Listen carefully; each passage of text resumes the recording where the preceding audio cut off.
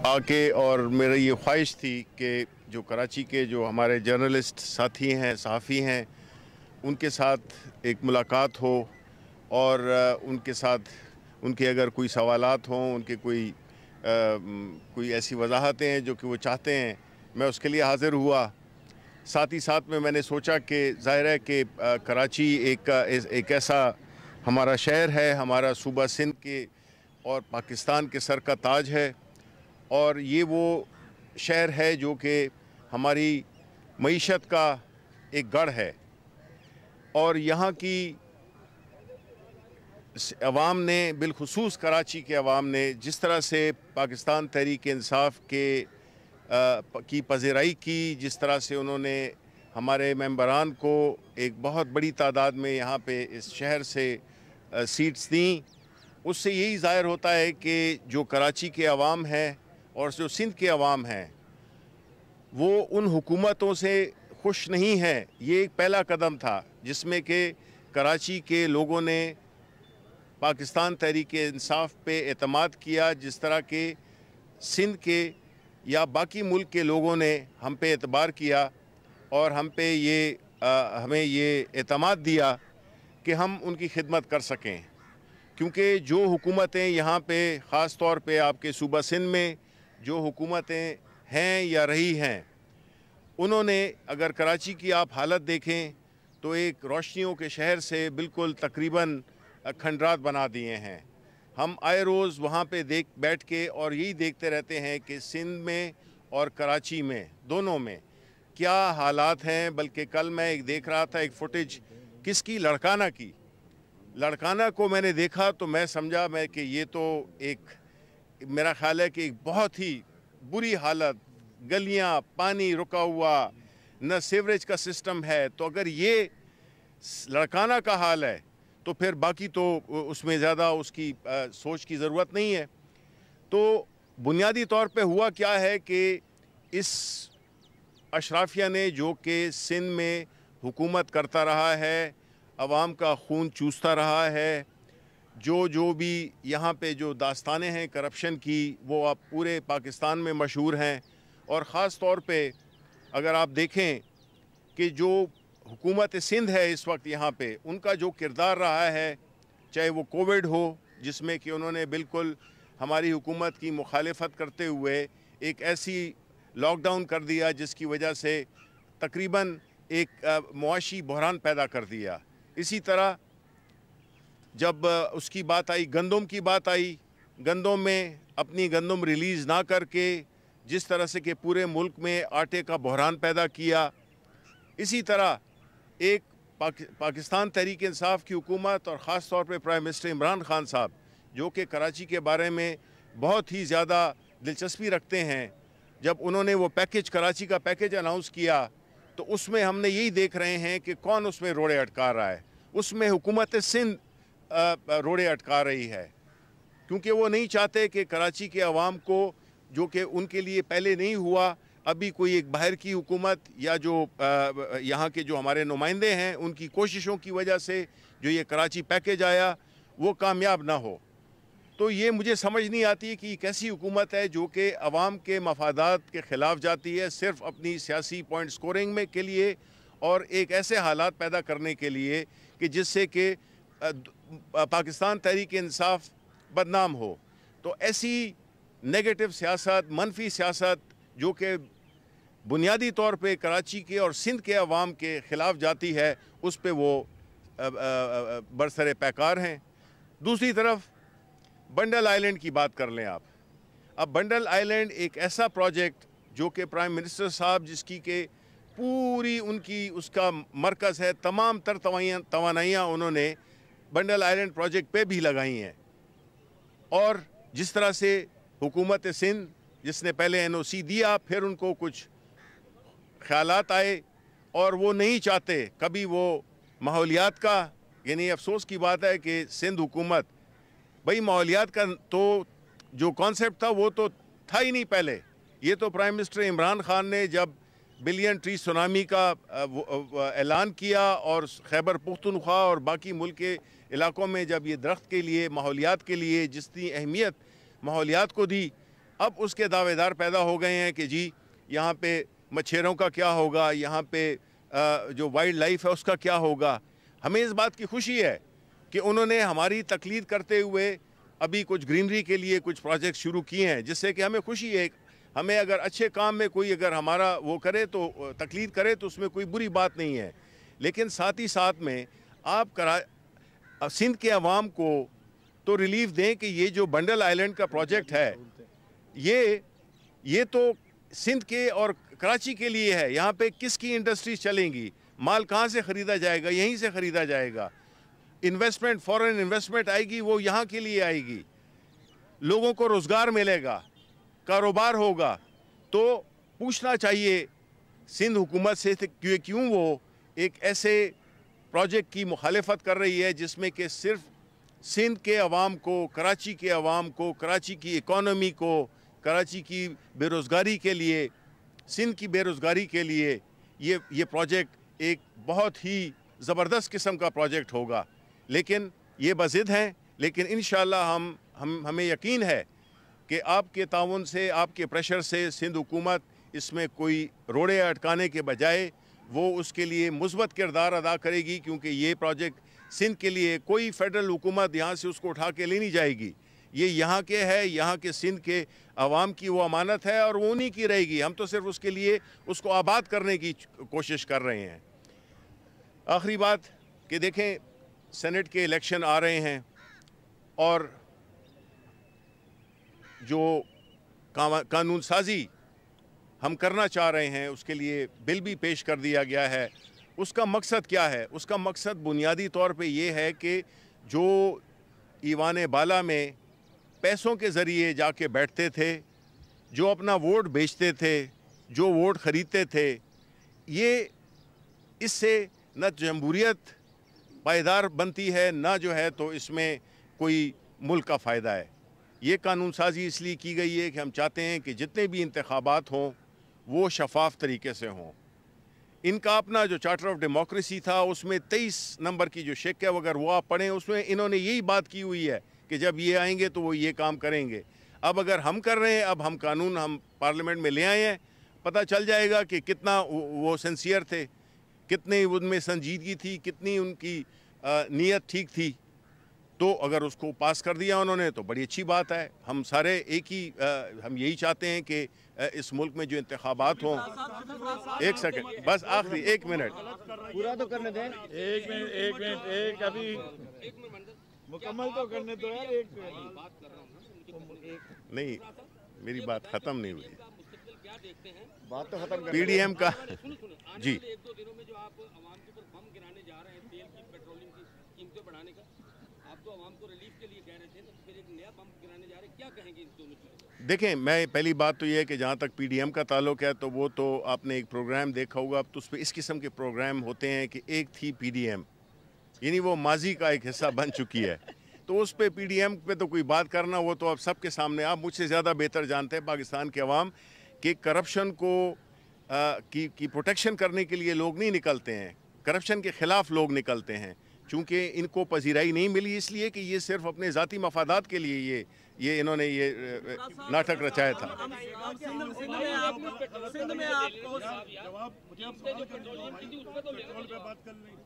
जी जी, देखें, आपको पता है कि जो पेट्रोलियम की प्राइसेस हैं, कोई भी सियासी हुकूमत कभी भी नहीं चाहेगी कि आवाम को तकलीफ़ हो। ये एक ऐसी चीज़ है जिसके कि हम इंपोर्ट करते हैं, और जब इंपोर्ट करते हैं आलमी प्राइसेस हैं। पाकिस्तान में इतना तेल नहीं पैदा होता, खुदा करे वो दिन आए कि पाकिस्तान में इतना तेल पैदा हो कि हम उसको इंपोर्ट ना करें। तो ये कीमतें इंटरनेशनल मार्केट से कनेक्टेड होती हैं। जब ये बढ़ेंगी, बदकिस्मती से वो यहाँ पे बढ़ेंगी, और जब कम होंगी तो उसका भी रिलीफ दिया जाएगा। सिंध हुकूमत तो जो कर रही है बुरा कर रही है, आप पे भी सवालिया निशानात रोजाना की बुनियाद पे रख रहे हैं। आटे पे सवालिया निशान, चीनी पे सवालिया निशान, एलएनजी पे सवालिया निशान, सुई गैस शेयर में नहीं है, सवालिया निशान, और कल या परसों ट्रांसपेरेंसी इंटरनेशनल में भी आप पर एक सवालिया निशान लगा दिया। क्या कहेंगे? देखें, पहली बात तो ये है कि जहाँ तक के ट्रांसपेरेंसी इंटरनेशनल का ताल्लुक़ है, देखें, ये बुनियादी एक प्रॉब्लम है जो कि हम कह के थक गए हैं। कि आपके मुल्क में करप्शन को इतना आम कर दिया गया था कि अब उससे जो निजात है वो 30 महीनों में नहीं आ सकती है। ये एक अमल है जो कि वक्त के साथ साथ अभी आपको इतना ज़रूर हम कह सकते हैं कि आपका जो प्राइम मिनिस्टर है न तो उसकी कोई इंडस्ट्री है न वो कोई कारोबार करता है, ठीक है। तो माजी में तो यही होता रहा है कि जी जो वज़ीर आज़म थे वो कारोबार भी कर रहे थे, वो ज़रा थे, वो कारोबार तो छोड़े नौकरियां भी कर रहे थे, इकामे पे वो नौकरियां भी कर रहे थे। तो हमारी हुकूमत में ये सफ़र शुरू हो गया है और अब मैं आपको इसी से कनेक्ट कर दूं। अब मसलन अगले साल की रिपोर्ट बनती है, उसमें जब अगर ये इलेक्शन में ये होगा कि जी कोई इतने अरब रुपए में सेनेटर बना, कोई इतने करोड़ में बना, कोई इतने में बना, परसेप्शन क्या है? ये मतलब है कि ये वो एक परसेप्शन को क्या कहेंगे हम, एक तासुर तो यही बनेगा कि जी इधर करप्शन है, करप्शन बड़ी है, बिकॉज ये इधर तो जो पार्लियामेंट के मेंबर्स हैं वो पैसे दे के इलेक्ट होते हैं। ये वो चीज़ें हैं जिन्होंने कि इस मुल्क में हमारा जो इम्प्रेशन है उसको ख़राब किया है और हमारी अब यही कोशिश है कि ये बतदरीज बेहतर हो। साहब ये बता दें, आप यहाँ कराची में मौजूद हैं, हम आपको वेलकम कहते हैं। सिंध में हमारी दिल आज़ारी हो रही है, आपने कराची और सिंध का है, इस पे हमारी दिल आज़ारी हो रही है। एक ये बात, दूसरी बात ये कि सिंध को गैस भी नहीं देता वफाक, सिंध को एनएफसी में जो उसका हिस्सा है वो भी नहीं देता, और उसके साथ साथ ये जो मरदमशुमारी के जो नताइज है वो क्यों मंजूर किए जा रहे हैं, इस पे भी सिंध को खदशात है, ये खलीजात बढ़ती क्यों जा रही हैं? देखें, पहली बात तो ये है कि मैं माजरत चाहता हूँ अगर इससे दराजी है। मेरा मकसद तो ये था, कराची शहर है जिधर मैं खड़ा हूँ और सिंध वो सूबा है जिसमें कि कराची वाक़या है, तो अगर वो है तो मैं सिंध की बात करता हूँ। देखें, जहाँ तक गैस का ताल्लुक़ है, आपकी जो गैस पैदा होती है उसका 80% क्या बल्कि 90% सिर्फ 111 मिलियन क्यूबिक फीट बाहर जाती है। बाकी जितना आपका मैक्सिमम, जो कि आप, मुझे अब फिगर एग्जैक्ट याद नहीं है, लेकिन कोई 1700-1800 मिलियन क्यूबिक फीट के करीब आपकी गैस है जो कि सिंध को मिलती है। जो बाहर 200 मिलियन के करीब है वो भी आपके जो पावर प्लांट्स हैं और जो फर्टिलाइज़र फैक्ट्रीज़ हैं वो उनको मिलता है। सिर्फ 111 मिलियन क्यूबिक फीट आपकी बाहर जाती है जो कि आटे में नमक के बराबर है। दूसरी बात कि आपने उसका जिक्र किया मरदमशुमारी के बारे में, आपकी मीटिंग्स हुई हैं हमारे यहाँ पे, MNAs ने भी और मुख्तलिफ जो हमारी हलीफी पार्टियाँ हैं उनका भी यही वो है। उस सिलसिले में तो हल जो है वो सिर्फ नया सेंसस का जो नया सेंसस के अलावा कोई हल नहीं है। जी नहीं, बिल्कुल। देखें, ये चीज़ तो वो ही आप जब असद उमर साहब और अली जैदी साहब, फिरदौस साहब, हलीम, ये सब आपको, ये हमारे यहाँ के नुमाइंदे हैं और इन्होंने इस चीज़ पे, ये सिर्फ चूँकि ये किसी एक पार्टी का मसला नहीं है, ये सारे पूरे कराची या सिंध का मसला है, ठीक है। तो उस पर बिल्कुल उसको आपकी सेटिस्फेक्शन के मुताबिक होना चाहिए जो भी सेंसस है, और हमारी कोशिश ये होगी कि हम उसमें अपना कंसेंसस भी लाएंगे और हम उसमें अपना हिस्सा डालेंगे।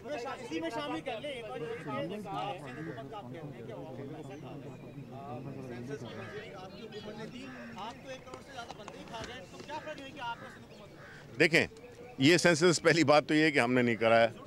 देखें ना, वो तो हमारे वक्त में, यानी जब एक चीज़ हो जाए उसका वो हो जाए। देखें, मैं आपको बताता हूँ कि देखें, जो सिंध में जो मसाइल हैं और जो पाकिस्तान में मसाइल हैं, अभी इन्होंने ट्रांसपेरेंसी इंटरनेशनल की बात की। अब कैसे हो सकता है कि आपके 500 के करीब वो लोग जो कि नैब के साथ प्ली बारगेन कर चुके हैं, वॉलंटरी रिटर्न की मायदे कर चुके हैं, आज भी पोजीशंस में बैठे हुए हैं। इससे कैसे करप्शन ख़त्म होगी, कैसे ये तासुर ख़त्म होगा? तो ये दोबारा शुरू जी साहब ये बताइएगा कि प्राइम मिनिस्टर साहब ने अभी कहा है कि कराची तो पीपल्स पार्टी का है, सिंध तो पीपल्स पार्टी का है, तो क्या PTI बिल्कुल सिंध से अभी जो है वो हाथ उठा चुकी है और नहीं जी। देखें, पहली बात तो ये है कि इंशाल्लाह आप देखेंगे कि हमारी पार्टी मुतहर्रिक हो रही है और हुई भी है सिंध में। हम उस जो पीपल्स पार्टी का जो एक जो उन्होंने अपना ये तासुर दिया हुआ था कि ये सिंध पीपल्स पार्टी का, और मैं आपको बताऊं एक बात, ये बड़ी अहम बात है। देखें, जितना नुकसान पाकिस्तान पीपल्स पार्टी को पाकिस्तान पीपल्स पार्टी ने पहुंचाया है, मेरा ख्याल है ज़ियाउल हक ने भी नहीं पहुंचाया। ऐसी जो बदनीयती थी 18वीं तरमीम के लिए, वो यही था कि उन्होंने अपने लिए एक सल्तनत सी बना दी वो सल्तनत इसलिए बना दी बिकॉज उनको इससे कोई गर्ज नहीं था कि पूरे मुल्क में उनकी हो। ये उन्होंने आपकी जरदारी साहब की जितनी भी नेगोशिएशंस हुई हैं उसमें यही रहा है कि जी हमें इधर रहने दें, बाकी जो है तो आप जो भी करते हैं वो करें। उन्होंने सौदाबाजी की है सिंध के अवाम पे। अब 18वीं तरमीम ला के सौदेबाजी की है जरदारी। उसकी वजह यही थी कि 18वीं तरमीम का मकसद तो ये था कि जितने भी सूबे हैं वो अपने उसके जो वसाइल हैं, उनकी जो जितने भी शोबे हैं उसमें वो उनका कंट्रोल हो, इसमें कोई बुरी बात नहीं है। लेकिन अगर ये इसी चीज़ पे अगर राज़ी हो गए हैं कि पीपल्स पार्टी सिर्फ सिंध में ही रहेगी, सिर्फ रूरल सिंध में रहेगी, तो मैंने तो पीपल्स पार्टी के हिसाब से कह रहा हूँ। एनएफसी देते हैं, पीएफसी नहीं देते हैं। आपने कहा था पीडीएम की हवा निकल चुकी है। सबकी तनकीद का अपोजिशन हो या अफगान जमात, सबकी तनकीद का हदफ जो है वो इदारे यानी जो पाक फौज होती है। इमरान खान साहब ने भी कहा कि मैं भाई सियासतदान जो फौज की तरफ से नहीं बना। मौलाना फजलुर रहमान भी फौज को तनकीद का निशाना बना के गांधी मार्च कर रहे थे। 5 फरवरी को फिर वो पिंडी में मिला से जा रहे हैं, न्यू कश्मीर जा रहे हैं, उधर इधर कोई पसी रहे। देखें बुनियादी तौर पे मकसद क्या है। मकसद ये है कि फ़ौज को इसलिए ये मुतनाज़ा बना रहे हैं बिकॉज़ माजी में अगर आप देखें तो जितनी भी आपके सरबराहान हुकूमत थे, चाहे वो प्रेसिडेंट हों या वो वज़ीर आज़म हों, वो करप्शन में इन्वॉल्व थे, करप्शन कर रहे थे। और जो उनका ख़दशा यही था कि जो एक इदारा है जो कि उनकी रिपोर्टिंग बड़ी एफिशिएंटली कर सकता है वो ये है, तो उन्होंने हमेशा मसला बनाया। हम तो देखिए जी, हम तो इसलिए आए थे कि हम इस मुल्क में काम करना चाहते हैं, हम यहाँ पे टेंशन नहीं पैदा करना चाहते।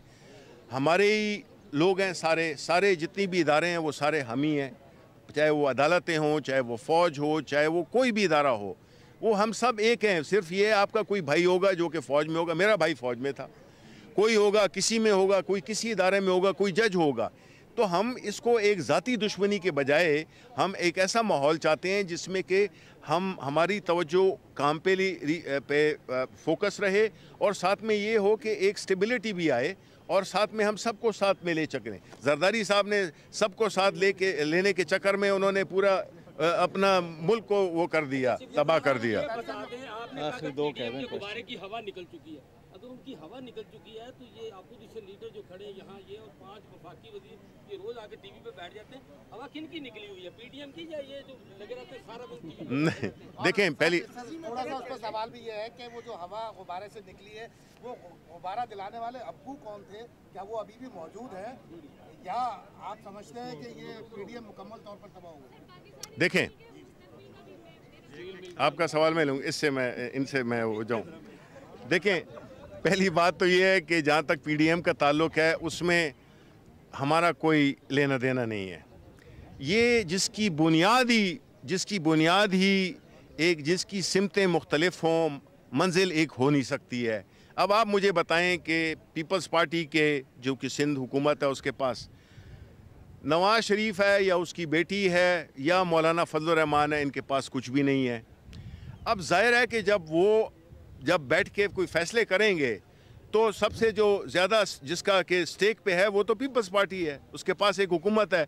वो क्यों इस्तीफ़े देगी, वो क्यों लॉन्ग मार्च करेगी, वो क्यों अपने वो करेगी, ऐसी बातें करेगी जिससे कि उसकी हुकूमत ख़तरे में पड़ जाए या इलेक्शन करके दोबारा इलेक्शन में आ जाए। उनका जो पूरा जो मौक़िफ़ था, उनका जो एक एजेंडा था, वो सिर्फ ये था कि इमरान खान पे प्रेशर डाला जाए, उस पे ऐसा प्रेशर डाला जाए कि जो ये केसेस जो उनके फंसे हुए हैं उसमें उनको गुंजाइश मिल जाए। जिस तरह के ब्रॉडशीट ने साबित किया कि उन्होंने एनआरओज़ के ज़रिए अपनी जायदादों को भी वो किया, हलाल कर दिया और उन्होंने अपनी सियासत में भी दोबारा आ गए। जिस तरह के मैंने कहा कि वॉलंटरी बारगेन करके आए और फिर आज ओहदों पे बैठे हुए हैं। इस चीज़ ने मुल्क को नुकसान पहुंचाया है, इसलिए ये ट्रांसपेरेंसी इंटरनेशनल जो है वो ये इस किस्म के तासुर दे रही है। बिकॉज ये इस तरह हो नहीं सकता। वो लोग जो कि चोरी का इतराफ़ कर चुके हैं, वो लोग जिन्होंने के इस बात का इतराफ़ कर लिया है, वो दोबारा ओहदों पे बैठें, दोबारा जो है तो वो इक़्तिदार में आए, तो फिर क्या आप तवक्को करेंगे कि एक बंदर को आपने पनीर की रखवाली पे डाल दिया है। 1 मिनट इसमें ऐड कर दूं। जी। गुब्बारा भाई लाइव फजलुर रहमान, हवा भरी नवाज शरीफ, और निकाल दी जरदारी ने। ये बिल्कुल बिल्कुल।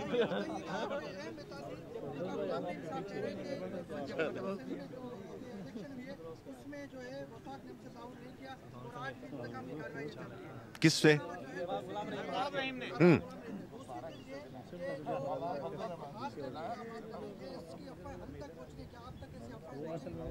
नहीं, बिल्कुल हॉर्स ट्रेडिंग की रेट्स लग गए हैं, करोड़ों के यानी कीमतें तय हो गई हैं।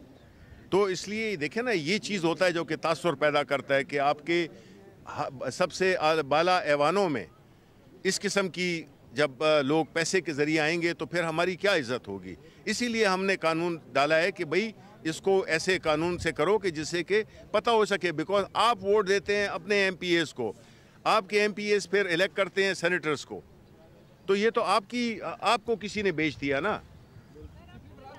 स्टील मिल का ये दोबारा शुरू की जाए। असद उमर साहब को आपने कहा कि यार थोड़ी शर्म करो, उन्होंने कहा था मुझे शर्म दिलाना अगर ये मामला हो जाए। मैं साथ खड़ा हूं, मैं देखें असद उमर जितने आपके कराची के जितने भी MNAs हैं, हालांकि असद उमर साहब कराची के MNA नहीं है, लेकिन जितनी वो कराची के लिए लड़ते हैं, जितनी उसके लिए वो कोशिशें करते हैं, मैं नहीं समझता कि वो किसी और MNA से कम है। दूसरी बात आई कि जो पाकिस्तान स्टील का मिल का है, देखें यही हमारा कहना था कि जिस तरह से बुरी तरह से सियासी भर्तियों के ज़रिए इन इदारों को फक्कर कर दिया गया, कंगाल कर दिया गया। देखें कश्ती में 10 मुसाफिरों की गुंजाइश है, आप उसमें 100 बिठाएंगे तो वो जो 10 जो असल जिन्होंने टिकट भी लिया हुआ था, अपनी अहलियत से आए थे, वो भी डूब जाएंगे। ये एक बड़ा एक ऐसा प्रोसेस है, लेकिन हम आपको यकीन दिलाते हैं कि इंशाअल्लाह ये इसके पाकिस्तान स्टील मिल का एक बड़ा अच्छा अंजाम होगा, उसमें दोबारा से होगी इन्वेस्टमेंट होगी और उसको दोबारा से पाँव पे खड़ा किया जाएगा। वो मुझे कह रहे थे। लास्ट क्वेश्चन ये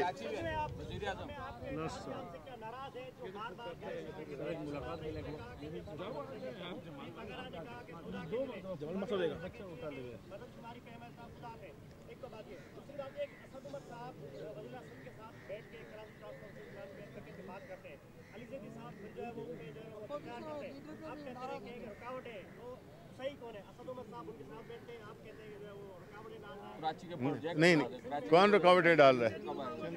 नहीं सिंध गवर्नमेंट मैं कह रहा हूँ कि रुकावटें डाल रही हैं। कि देखें ये जो NOCs होते हैं, ये सारी जो इंतज़ामी है, ये चीज़ें तो फैसिलिटेशन तो ये तो इनको करनी है ना, सिंध हुकूमत को करनी है। अगर मैं यहाँ पे कोई चीज़ बनाने चाहता हूँ और अगर आप मुझे ना पानी देते हैं, ना मेरे लिए कोई मज़दूर आने देते हैं, तो मैं कैसे बनाऊँगा?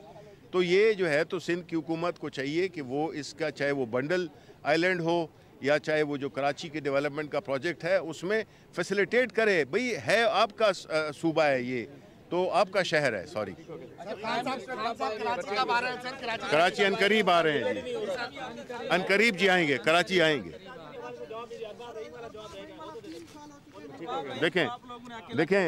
देखें नहीं, ऐसी बात नहीं है।